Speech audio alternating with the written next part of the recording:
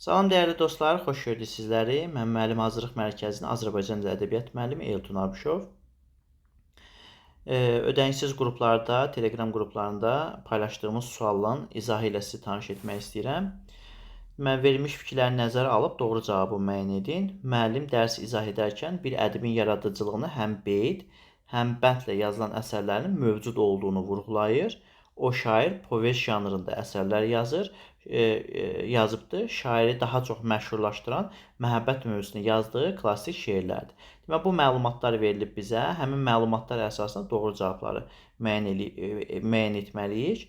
Bir də deyir ki, həmin ədibin nəsil əsəri olduğunu dəqiq şəkildə söyləmək olar. Bu fikir doğrudur. Çünki o şair povest janrında əsər yazılıbdır. Biz də bilirik ki, povest ancaq nəsrlə yazılan bir janrdır. Burada da ədibin yalnız nəsrlə yazıldığını, nəsr əsər yazdığını dəqiq şəkildə söyləmək olar fikri verilibdir. Ona görə biri doğru cavab kimi götürəcəyik. 2-yə baxırıq. Bənd şəklində əsərlərin ancaq hecə vəznində olduğunu dəqiq qeyd etmək olmaz, demək olmaz. Deməli, 2 doğrudur. Çünki bənd şəklində yazılan şeir həm heca vəznində ola bilər, həm də əruz vəznində ola bilər. Məsələn, tutaq ki, bənd şəklində yazılıbdır Heydər Babaya Salam poeması və yaxud da bənd şəklində yazılıbdır Məmməd Arazın Əsgər məktubu. Bunlar heca vəznindədir və yaxud da bənd şəklində yazılıbdır Cuşqul əsəri. Bu əruz vəznindədir. Ona görə burada da dəqiq demək olmaz. Ona görə 2 doğrudur.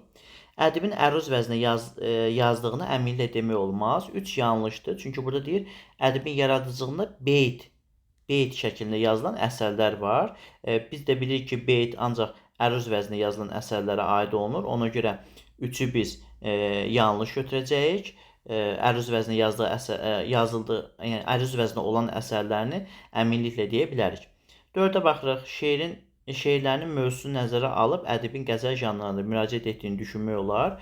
4 doğru olacaqdır. Burada deyir ki, şair daha çox məşhurlaşdıran məhəbbət mövzusunu yazdığı klassik şeirlərdir. Biz də klassik şeirlər haqqında məlumat verəndə demişdik ki, qəzəlin digər beytlə yazılan şeirlərdən əsas fərqi odur ki, o daha çox məhəbbət mövzusunu yazılır. Deməli, 4-ə doğru götürəcək. Ədibin yaradıcılığına həm nəsr, həm də nəzmlə yazılan əsərlər mövcud olduğunu əminliklə demək mümkün deyil. 5 yanlışdır. Əgər beyt şəklində yazılıbsa, deməli, bu nəzmlə yazılan əsərləri var. Povest janrı əsəri varsa, deməli, nəsrlə yazılan əsəri var. Burada da deyir, əminliklə demək mümkün deyil. Ona görə 5-i yanlış götürəcək. 1, 2, 4 B bəndi testimizin doğru cavabıdır.